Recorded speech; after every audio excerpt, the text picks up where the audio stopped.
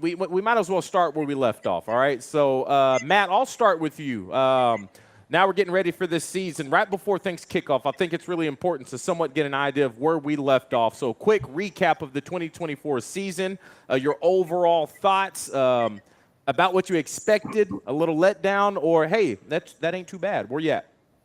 Man, that ain't too bad, honestly. Being in the locker room, DJ, I think we all have a pretty realistic standard of what it's like to play in that league. It's tough. Everyone wants a 10-win league, 10-win season, and it's just hard to do. So I was proud of them Hogs last year, and it's kind of going to be a similar year, I think, this year. We went out with the bowl win last year when a lot of people kind of had us, are we going to make one or not? When you get a victory in the postseason like that, you hang your hat on that and you build on that. I mean, y'all, we were in that locker room. Whenever you come out with a bowl win, man, you're already on a foundation that's just poured solid for you going in. So I'm pumped for this year, and I liked what they did last year, to be honest with you. Give us your recap last year, Grant. Overall thoughts. Yeah. So, for me, I think I'm right along with Matt. I mean, everybody wants 10, 11 wins every year, but, it's not feasible for every team to have that. So, super proud. I think they first year in the offense with Coach Petrino, and lot to learn there. Been there, done that, right? A lot of information. Offense played well, and so looking to build on that and see what we can do in year two, which they should be a lot more familiar with the offense. So excited is probably an understatement. Ready to get it rolling. Quick thoughts on your 2024 season recap. Man, I agree with Grant and Matt. We've been saying this whole offseason is, Bobby Petrino's offense is hard to learn. If there's anything I was good at, I prided myself in really being able to be smart and not athletic. And I think that when you're in a year one Bobby Petrino offense, a lot of guys don't understand how difficult it is for a quarterback to be able to make his progressions and actually make that offense work for him so he's not always on the run. So at the end of the year, when you look back at our season, there was a lot of games that we were actually in on that, if you could have just tweaked a handful of things, that's football, I get it. But in Bobby Petrino's world, he's going to be able to fix those things year two. He should be able to. And so what I'm expecting to see is a big step forward in our game time decision-making, pre-snap decision-making from our quarterback. And when that can happen, we can start putting up some more points. We can lay off the turnovers. We can lay off of injury. So there should see a lot. I mean, I'm always glad to go to a bowl game. Like Matt said, you want to end your season on a bowl game. It's a lot different December and January time period, regardless of what bowl you go to. And I know Arkansas fans are a little disappointed about which bowl we went to. But I think it's a step in the right direction, but we need to take another giant step, moving on to this season as well. All right, let's go ahead and get into it. Liz, we're about to get to our players to watch. Okay, so we're curious about who's going to be that one guy you got your eye on. It doesn't have to be so obvious, maybe someone we've not seen before. Josh, you're going to be up first, and I believe your player to watch is going to be the Mike one Washington and Jr. only Mike Washington. So let's go ahead and talk about him. What makes you so excited about this guy? Mike Washington Jr. So just to pay homage to his father, because he is a junior. Now, here's the thing. He's not played for Arkansas, so we haven't got to see him a lot. New York kid, born in New York, made his way to Buffalo to start out college, then transferred to Mexico State. Now, New Mexico State.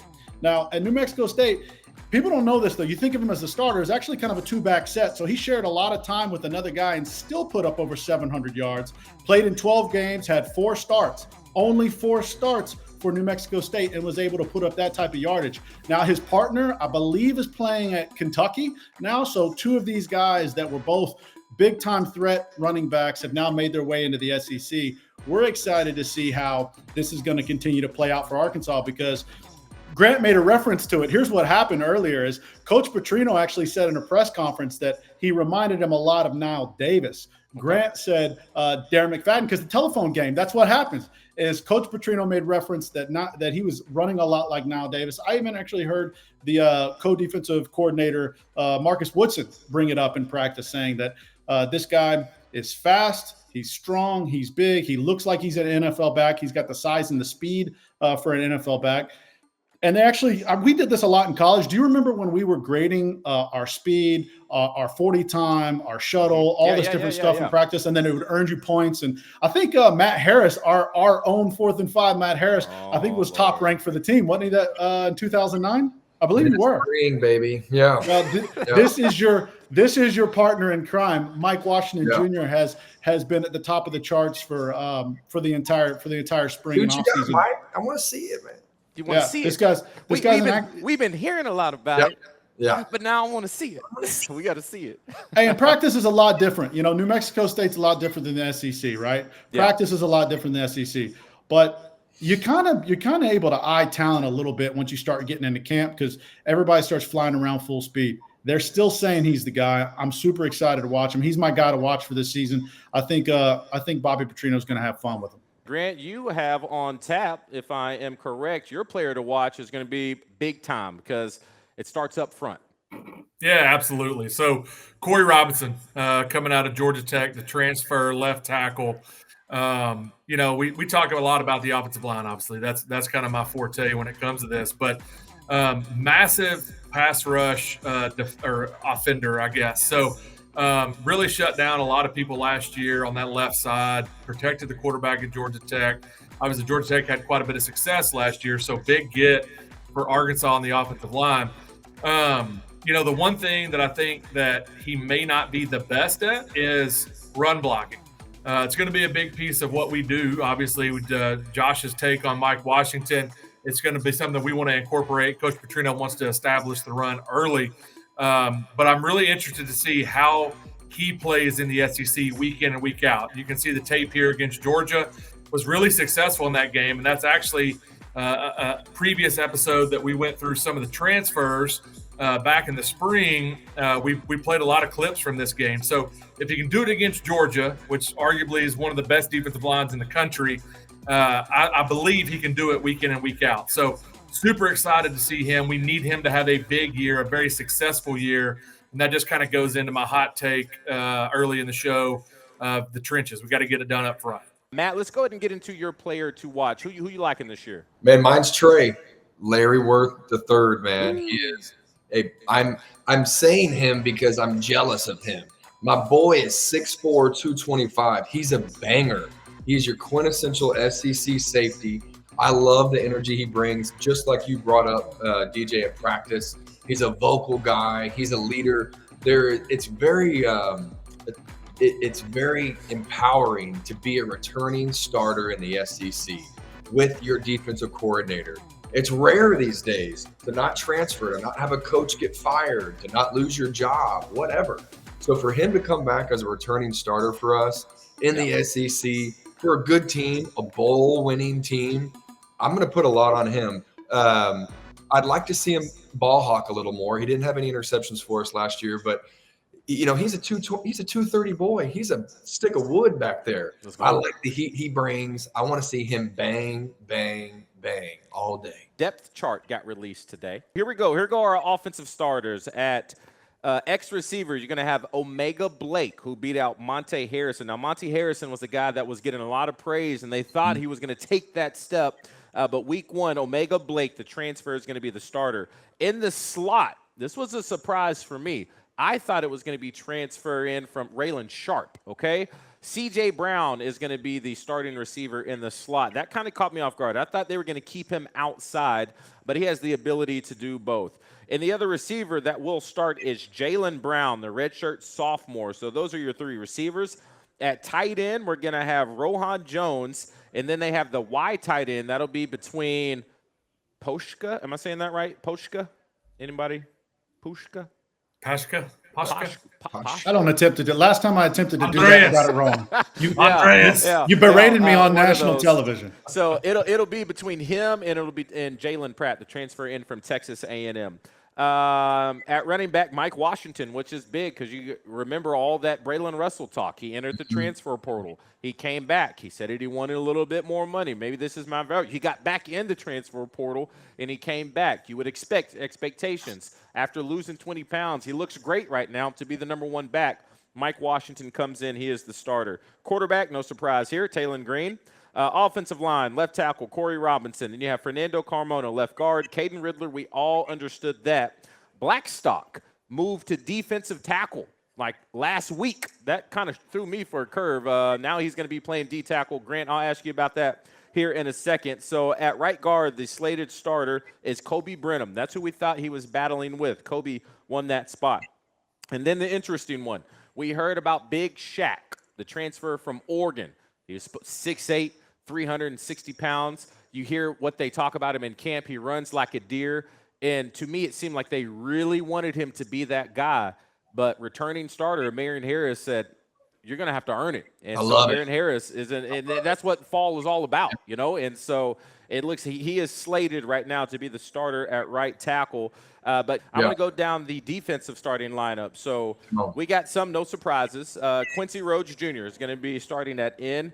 He's trying to take the place of Landon Jackson, kind of make full what they lost there. Cam Ball returning. Ian Gefford, sorry if I'm pronouncing it wrong, big fella from last year. He won his spot. He was battling against Danny Saili. On the other side, so Charlie Collins from Little Rock thought he was going to have that spot. It looks like this transfer, Justice Boone from Florida, came in and said, okay, I think this is let's go to work. He's slated as the starter. Philip Lee right behind him. Steven Dix at linebacker, Xavier Sori, no surprise there. Corners. If we went over corners, and Bridges and Singletary is who we thought at first were going to be your guys. I'm not sure how much to put into this first game. They could be dealing with injuries. I don't know. But as it sits today and with the information we got, it seems like they got beat out during fall. So at one corner, you're going to have Julian Neal. At the other one, you're going to have Connie Walker. Larry Worth, we love him. Caleb Wooden, we like the transfer, seeing if he can step it up a notch. Miguel Mitchell. And then Jordan Young, he was the transfer. He played corner at Cincinnati. He's coming here. He's going to be that nickel. He's going to be a little bit like Jericho Nelson out there, you know. And so that should be fun. Real quick, I'll go round robin. When it comes to this year, it's getting started. What is your one key to success? Matt, I'll start with you. One key is be a veteran defensive team. I know we love Bobby Petrino, but if anyone remembers those Nick Saban teams of old, they won with a dominant defense, and that offense could put 3 points or 30 points. The more the merrier, great. But I want to see Coach Will, my big boy Larry Worth, come downhill, set the tone, and straight up scare some folks in this league. Be like, man, I don't want to play Arkansas today. I want that kind of anger and attitude. 11 hats around the ball, just tapping the hat, fired up. All right, Josh, keys to success for the 2025 season. What you got? I'm going opposite of what Matt said. I'm saying a strong offense this year is what's going to help us win games. Because look at this, Matt. At the end of the day, our defense wasn't that bad. What it really comes down to is, can our offense execute when we have the ball in our hands? We don't have to have a great defense if Bobby Petrino can put up 30. Hey, don't say that. That's a Big 12 talker right there, man. Come on, man. I'm just saying what we did last year was enough on defense. Where we fell short was our offense wasn't able to execute. We kept putting our defense back on the field time and time and time again. I didn't want to say that. You know, I was just here for the I'm saying it. So if Taylon Green can take a big step forward, again, pre-snap, just identifying a blitz so he's not on the run. That's huge. Helping his offensive line out and saying, yo, pick this guy up so I can go through my progressions. Just taking a mental step forward is what's going to change the game for us. So that's my key to success this season. Grant, let's hear it. I'm going to split the difference, man. I'm going to go. It's all about trench play. It's always been that way in the SEC. Offense and defensive line play. So keeping linebackers clean, keeping the secondary clean, keeping the quarterback clean. Right. I mean, if we can let our linebackers who are very talented run free, they're going to make a lot of plays. If we can keep Taylon Green clean and the new running back who is like, I don't know who said this. I think I heard somebody say, potentially Darren McFadden-esque running back. I heard Nile Davis. I heard Nile Davis. I didn't hear D-Mac now. Right. Somebody, I don't know who it was. You know, I listened to a lot of stuff. I'm not saying he's going to be, but I did hear that he has been turning some heads through summer, through fall camp. But if you keep those guys clean, the offense will work. So to me, it's offensive, defensive line play up front in the trenches, the dirty work. If we can get it done there, then I think we've got a potion that can lead to some success. And I'll give my 2 cents of what I think key to success is, and it's a little bit of what I saw in practice when I went up there during spring ball. The coaching and the leadership has to come from within the team. I'm tired of coaches needing to get players in the mindset of ready to play. There's been plenty of times in the years past when Coach Pittman has come out right after a game, and he's just like, man, it seemed like we were locked in all week, but there was just something in the way that they moved before kickoff that has to stop. And so when I went up to spring ball and I was watching the offensive line group, and right before this, when the first team goes, you better get it right because you're first team. Second team goes, you need to be getting it right too. Maybe a little room for error, still trying to figure things out. Third team, you have no excuse because now you've seen two people before you do it, and you should figure it out. The only reason you would mess up that drill is if you're not paying attention. I saw that happen. Coach Eric Mateos was coming over there to rip someone a new one, but before he had a chance to say anything, Fernando Carmona was the one who stepped up and chewed him a new one. Larry Worth is in the secondary, telling everybody to line up and get set up to go. We got Xavier Sori. Cam Ball, at that time, was even hurt on the sideline getting everyone engaged. And I was just like, you can tell the difference in the mentality when the leadership comes from within the team. It was special, and I was very excited to see that. Now, it's easy to do that. When you're in the spring, everyone's excited. But when the fall comes and a little adversity hits you, can you keep that energy going? So a lot is going to weigh on the shoulders of these team captains this year. I would love for the vocal part to come from Talon Green more. That's not his style. It really isn't. He's more chill, cool, calm, collected type guy. Yeah. But I think sometimes, Grant, you could probably attest to this. When your team's up against it, you need a drive. What was it like having Ryan Mallett in that huddle with you, with the way that he approached with that command and his vocal presence? It changes everything. Head and get ready for that drive, right? No, 100%. Yeah, I mean, it gives you that confidence that the guy that's leading the squad is ready to go, right? And so then it's kind of like a rising tide raises all ships, right? So at the end of the day, if he comes in with that confidence, your quarterback's your leader, then bam, everybody's locked in. They're ready to rock and roll. Like, hey, if he can do it, we all can do it. So let's lock in and get it done.